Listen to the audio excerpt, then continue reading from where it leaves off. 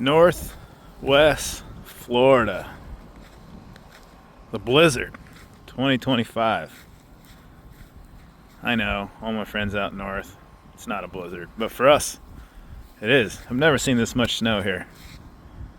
It's actually sticking.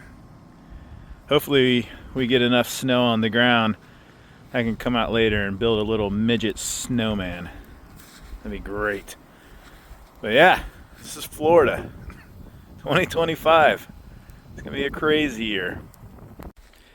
All right, this has been 30 minutes, maybe a little bit more, but it's really coming down out here.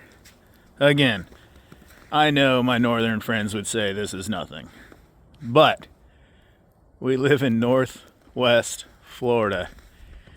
I may have to upgrade my midget snowman to a full-size snowman because it's supposed to snow all day.